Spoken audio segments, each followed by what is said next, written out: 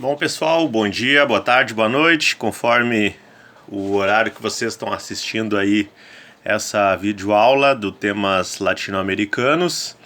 Então, essa é a nossa segunda aula, né? Na semana passada foi mais apresentado uma introdução, o cronograma que vocês já têm. Acredito que todos vocês viram o primeiro vídeo, né? Quem não viu pode assistir então, para não ficar para trás em relação ao cronograma, etc.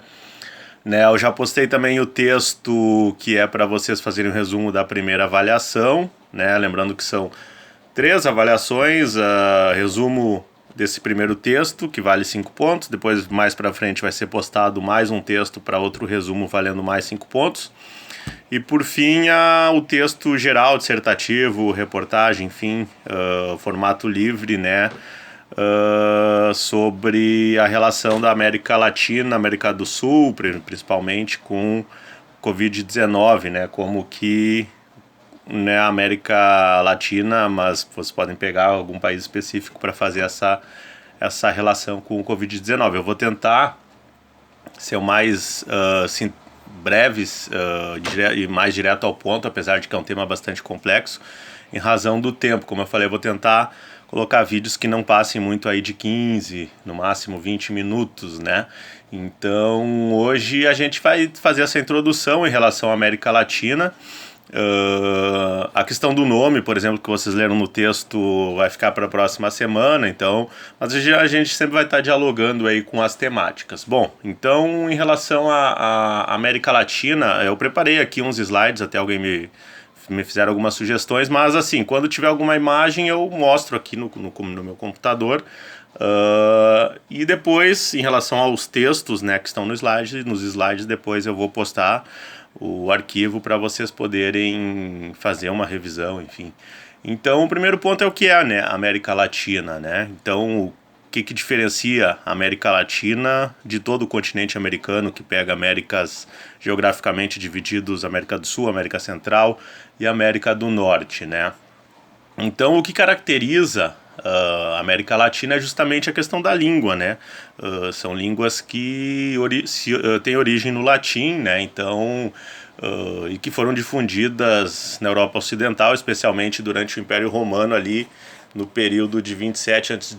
até 395, né? Então, do latim se originaram justamente essas 6 línguas, né? Dentre elas o espanhol, o português e o francês, que permanecem presentes hoje no que hoje a gente chama então de América Latina, né? Então, a América Latina ela não se resume à América do Sul, né? Vai até o continente norte-americano. Então, inclui parte da América do Sul, parte da América Central e parte da América do Norte, né? Então, mas aqui pra gente, o que a gente está mais focado nessa disciplina é a questão cultural, né? Essa formação histórica, cultural, econômica e social, né? E em que se tem essas semelhanças mais palpáveis nos países hispano-americanos e no Brasil, né? O Brasil, ele justamente com os países hispano-americanos, eles têm uma semelhança na sua formação, né, de uma maneira geral. Aí tem aqueles dados históricos que vocês já viram em outros momentos, mas só para fazer uma retomada, né, para essa contextualização histórica da formação, né, do que a gente chama hoje de América Latina. Só destacando que o livro, como, né, lá no início lá em março, né, na única aula que a gente teve presencial, o principal livro que a gente vai usar nesse primeiro momento é As Veias Abertas da América Latina, do Eduardo Galeano. Essa é uma edição que eu tenho da editora Paz e Terra, mas tem um arquivo em PDF gratuito, que eu estou colocando o link ao final dos slides e vou colocar também no Moodle, né, com a edição da LPM, que é até mais atual, mas é o mesmo texto. Então, só muda o número da página, etc. Então, por exemplo, nesse meu livro aqui, o trecho que eu deixei para vocês lerem, que dá conta desse conteúdo que a gente está falando, ela vai até a página 67, eu acho. E nessa edição que vocês vão ter em PDF da LPM, é até a 55. Né? Então não é exatamente a mesma página, muda um pouco, mas o conteúdo é o mesmo texto. Então, e só para já antecipar também, esse texto que eu deixo ao final é um texto longo, um texto mais pesado, mas vocês não precisam ler todo ele para a semana que vem, vocês podem ir lendo ao longo das próximas semanas, né? Porque é o suporte que está dando para o que eu estou falando aqui, né? É da onde principalmente eu tirei as informações. Tem um outro livrinho teórico aqui do Darcy Ribeiro, que é América Latina Existe, que é uma coletânea de textos reflexivos sobre a formação da América Latina. Eu não vou apresentar todos que eu apresentei naquele primeiro dia de aula, porque senão a gente vai gastar os 20 minutos só na apresentação dos livros, mas os principais, América Latina, Males de Origem, né, esse livro do Manuel Bonfim é um livro antigo, mas ele traz também essa formação histórica, e As Américas e a Civilização, também do Darcy Ribeiro, né, um livro em que ele também traz toda essa contextualização, formação histórica, etc. Mas só para vocês, né, tem nas referências, né, para se vocês quiserem utilizar, até para fazer o trabalho final, ou se tiverem interesse para fazer algum artigo científico, enfim. Tô vendo que a luz está cortando metade da minha cabeça, né, mas tudo bem. Então, só para fazer essa retomada, então, né, para a historiografia oficial, né, a descoberta, né, entre aspas, ocorre em 1492 com o italiano Cristóvão Colombo, né, quando ele chega pensando que estava chegando às Índias. Essa história todas vocês conhecem, né, e o outro italiano, Américo Vespúcio, né, por volta de 1498, então ele se dá conta de que essas terras são novas terras, né? E aí é chamado naquele momento de Novo Mundo. Até a questão da nomenclatura é um dos pontos principais desse artigo que ficou para vocês lerem e conta toda essa história também. Então eu não vou me aprofundar muito aqui. O Américo Vespúcio, né, em carta no início do século XVI, né, isso aí vai estar lá no livro do Galiano, ele vai colocar: as árvores são de tanta beleza e tanta suavidade que nos sentíamos estar no paraíso terrestre, né? Então eles se encantam, né, pela beleza do continente americano, que está sendo conhecido, está sendo encontrado, né? Há disputas marítimas, né? No sul, principalmente Espanha e Portugal, né? Se apropriam das novas terras, né, na América do Sul, como vocês bem sabem, e já declaram, né, que são suas colônias, né? Então depois a gente vai abordar a questão dos indígenas, né, como que foi esse massacre, né, essa dizimação que foi feita da população indígena, que já tinha uma divisão geográfica, né, de tribos, etc., entre eles, e que foram simplesmente ignorados. O Galiano vai dar conta bastante disso, assim como o Darcy Ribeiro também. Então, sob o ponto de vista social, político e econômico, a formação desses povos latino-americanos, que é algo que veio da cultura ocidental, né, porque para os indígenas não existia latim, né, algo que foi imposto e que acabou ficando e que a gente tem até hoje. Então a formação desses povos latino-americanos foi semelhante, né, ao longo dos séculos. Então a gente vai ver muitas semelhanças nas histórias dos países aqui, Argentina, Brasil, Uruguai, Colômbia, Paraguai, etc. A gente vai ter muitas semelhanças assim em relação a toda essa formação. Aqui eu coloquei um mapa, mas vocês podem ver depois no computador de vocês, do mapa europeu antes de 1492, né? Então ali a Europa, né, a África e a Ásia se estendendo, né? Nessa aí até colocaram ali o Brasil, mas claro, o Brasil ainda não havia sido descoberto. Então é uma simulação, né, do que era o mapa que os europeus tinham em mente, né, até aquele período. As colônias, então, a América Latina, especificamente a região sul, foi dependente, então, inicialmente da Europa. Esse é um ponto importante que o Galiano vai trazer, e depois, né, principalmente a partir do século XVIII, XIX, dos Estados Unidos. A gente vai abordar mais para frente a diferença da colonização e do que aconteceu nos Estados Unidos em relação aos países latino-americanos, né? Então pega inclusive em relação ao México. A gente vai falar um pouco também da guerra Estados Unidos-México, em que os Estados Unidos surrupiou, né, boa parte do território mexicano. Então a gente vai abordar isso mais para frente. O Galiano ele vai colocar ali bem no início do texto dele, né, há dois lados na divisão internacional do trabalho, né, um em que alguns países especializam-se em ganhar e outro em que se especializa em perder. Nossa comarca do mundo, que hoje chamamos de América Latina, foi precoce. Especializou-se em perder desde os remotos tempos em que os europeus do Renascimento se abalançaram pelo mar e fincaram os dentes em sua garganta. Até perdemos o direito de chamar-nos americanos, né? Porque hoje no lugar comum, no senso comum americano, são os norte-americanos, não são nem os norte-americanos, são a população nascida nos Estados Unidos, né? Então se fala americano, a gente somos todos americanos, mas a gente não tem nem esse direito, né, de se chamar americano.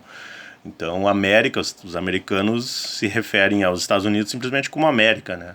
Então, ele traz essa problematização, mas enfim, a gente vai também voltar a ela algumas vezes ao longo aí das próximas semanas.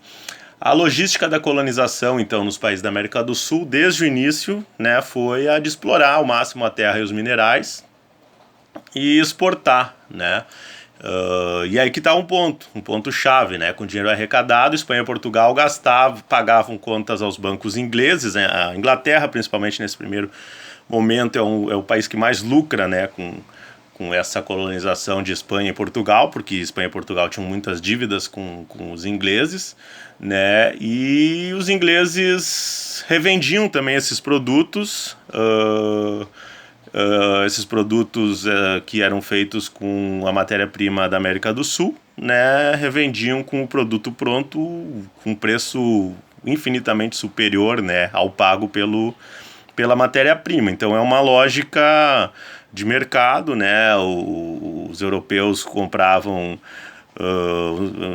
nem compravam, porque no primeiro momento já era dos próprios europeus, mas a Inglaterra principalmente comprava esses produtos vindos de Portugal e da Espanha, vindos aqui da América do Sul a preço de banana, né, e revendiam, né, transformado em produto a um preço muito superior, e aí, né, acabava lucrando muito, né, em cima do que era retirado aqui com trabalho escravo dos indígenas e depois dos africanos.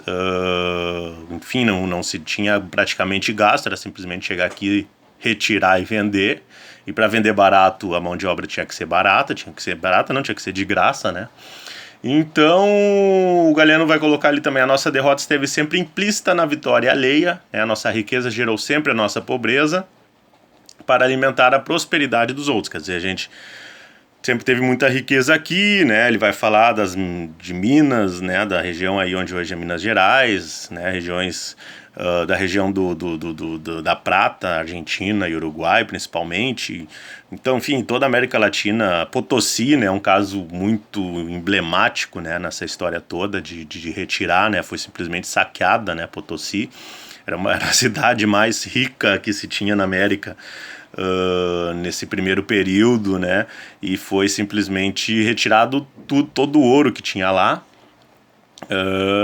E a cidade ficou miserável, simplesmente. Ele vai contar uma das cidades mais pobres hoje que se tem na América do Sul. Então é isso, né? A riqueza que hoje a Europa tem, de certa forma, vem muito, né, dessa exploração histórica que passou décadas e séculos, né? Então, desde a chegada dos europeus, dizimaram os índios, né? Foi o maior holocausto, né, de uma população no mundo. Então simplesmente foram dizimados, né? Ele traz números, agora não vou arriscar falar aqui porque posso estar falando errado, mas foram milhões de índios que foram reduzidos aí a uma população que hoje é mínima e continua sendo, né? Esse massacre continua acontecendo, agora mesmo saindo matérias aí sobre a questão do Covid, né? Como que os povos indígenas continuam sendo, né, massacrados. Mostravam-lhes as espadas, só uma historinha aqui que ele conta, né? Os europeus mostravam as espadas, eles não conheciam, seguravam-na pelo fio e cortavam-se, né? Então eles não tinham nenhuma ideia, né? Aí vocês podem recuperar aí carta de Pero Vaz de Caminha, enfim, todos os documentos e textos que tem aí. O Galeano sobre o México, ele vai falar também bastante sobre o México. Os indígenas foram completamente exterminados nas lavagens de ouro, na terrível tarefa de revolver as areias auríferas com a metade do corpo mergulhado na água, ou lavrando dos campos até a extenuação, com as costas dobradas sobre os pesados instrumentos de aragem trazidos da Espanha. Muitos indígenas da ilha dominicana antecipavam-se ao destino imposto por seus novos opressores brancos, matavam seus filhos e se suicidavam em massa. O historiador Fernando de Oviedo interpretava assim em meados do século XVI, o Holocausto dos Antilianos. Quer dizer, o sujeito escreveu lá no século XVI isso sobre os índios. Muitos deles, por passatempo, matam-se com veneno para não trabalhar. E outros se enforcam com as próprias mãos. Quer dizer, é também esse imaginário que se construiu, do índio que não quer trabalhar, assim como a gente vai ver quando a gente for falar da questão do negro, do escravo, etc. Também, assim, quando acaba a escravidão, a própria imprensa questiona, agora a rua vai estar cheia de sujeitos que não querem trabalhar, sendo que eles que construíram e trabalharam e, enfim, fizeram tudo o que o país tinha até aquele momento, para sustentar a riqueza dos brancos, enfim. Então, tem aí muitos pontos para serem refletidos, Os índios das Américas somavam aqui os números que eu tinha comentado antes, 70 e 90 milhões quando os conquistadores estrangeiros apareceram no horizonte. Um século e meio depois, tinham se reduzido no total a apenas 3,5 milhões. Aí tem uma ideia, de mais ou menos aí uns 70, 80 milhões de mortos, por doenças, por execução, por escravidão, etc. Então, tem toda essa questão da exterminação indígena. Eu vou colocar aqui rapidinho, tem duas séries assim que ao longo do semestre eu ia gostar que vocês assistissem. Eu não posso filmar aqui a série inteira e botar, infelizmente, porque senão vão me bloquear, enfim, vão bloquear minha conta, etc. Então, são duas séries que estão na Netflix. A primeira se chama Guerras do Brasil, que eu vou botar só o iniciozinho aqui para vocês terem uma ideia, que fala sobre essa questão do indígena. E a segunda, essa aí são alguns episódios específicos que eu vou mencionar aqui. No primeiro episódio é sobre a questão do indígena, Tem muito sobre isso que a gente está falando aqui, da exterminação dos indígenas ao longo da história. Depois vai ter um episódio específico da Guerra do Paraguai, depois vai ter um episódio específico da questão da escravidão. Claro, vocês podem assistir ela inteira, mas aqui alguns pontos vão interessar mais, do que outros. E o outro que eu acho que é muito interessante, porque muita gente não conhece, é até algo mais turístico, acho que foi feito mais no sentido até para mostrar para as pessoas que aqui a gente tem uma beleza que não é tão explorado, São pontos que não são tão visitados como, por exemplo, os grandes pontos dos Estados Unidos e da Europa, que se chama Los Andes Mágicos, Tem na Netflix, com legenda, etc., que mostra toda a Cordilheira dos Andes. Eles cruzam desde lá da Patagônia, e vão até o norte, até a Colômbia ali. E é muito bom, é muito interessante, para quem gosta de imagem, fotografia, etc., é muito bom, mas também pega muita questão cultural. Claro que é algo mais, não é algo que vai abordar questões de guerra, colonização, mas mostra muito do que a gente não conhece tanto, principalmente aqui no Brasil. Então vou colocar aqui rapidinho só a introdução desse documentário para vocês terem uma ideia. Eu aconselharia, quem não tem Netflix, enfim, tenta conseguir com alguém, sei lá, para assistir, porque vale muito a pena. Esses dois episódios, essas duas séries. O Brasil não existiu, o Brasil é uma invenção. E a invenção do Brasil, ela nasce exatamente da invasão, inicialmente feita pelos portugueses, depois continuada pelos holandeses e depois continuada pelos franceses, num moto sem parar, onde as invasões nunca tiveram fim. Nós estamos sendo invadidos agora.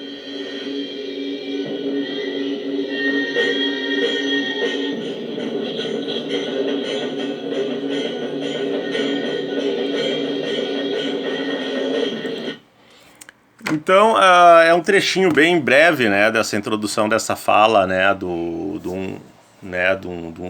indígena, e que demonstra, assim, a gente iria ver até na aula presencial, esse episódio inteiro. São 25 minutos cada episódio, mas é bem interessante, é bem ilustrativo e traz bastante vários pontos para reflexão. Bom, então a gente já está chegando aí nos 20 minutos, ali no último slide então tenho disponível o texto e nesse primeiro momento a leitura ficaria da página 7 a 55. É um material complementar, tá? Né, para vocês lerem e aprofundarem esses pontos que aqui eu tive que falar de maneira bem mais breve, né? E tem o link então do livro e ali aí também tem o nome dessas duas séries da Netflix que eu coloquei aqui. Se vocês puderem, assistam, que vale muito a pena. Ao longo do semestre, né? Los Andes Mágicos são, acho que uns 8 episódios e é um pouco mais extenso, de uns 50 minutos. Ah, e tem uma outra série que fala sobre a questão do ouro hoje no Peru. É muito boa essa série também, que é Na Rota do Dinheiro Sujo, mas pega casos dos Estados Unidos, conta a história lá da Malásia. E um desses episódios fala sobre a lavagem de dinheiro americana para saquear o ouro que sobrou do Peru, né? Então também tem um jornalista que ele investiga e ele mostra como é que funciona e essa exploração. Então é muito bom. A série em si é muito boa, apesar de também ir para outros países, né? Mas se vocês quiserem ver especificamente esse episódio, Na Rota do Dinheiro Sujo, o nome, né, da série, são acho que 10 episódios, eu mesmo não assisti todos, acho que eu tô lá pelo 5º ou 6º, e um deles, acho que 3º ou 4º, não me lembro agora, fala sobre essa questão mais contemporânea, né? E claro, vão observando também, aproveitem para pesquisar aí o que está sendo falado dos países vizinhos, e uma coisa que eu faço, e já fiz artigos sobre isso, é entrar nos sites, né, dos jornais dos países vizinhos, o Clarín na Argentina, o El País do Uruguai, La Nación, né? Então, os sites dos jornais aí dos países vizinhos também é uma boa possibilidade. O espanhol para ler é tranquilo para todo mundo, não tem nenhum segredo, né? Até porque tem a possibilidade de traduzir a página, apesar de se perder um pouco no sentido, mas é algo bem tranquilo de se fazer. Bom, então por hoje é isso. Na semana que vem a gente dá sequência com essa parte mais inicial, histórica, etc. Talvez em algum momento eu tenha que postar um vídeo mais extenso, pelo que eu percebi, porque realmente teria muita coisa para se falar aqui. Mas esse texto aqui que eu coloquei, ele vai dar conta, né, do que ficou de fora. Tá bom? Valeu, um abraço, boa semana a todos. Até a próxima.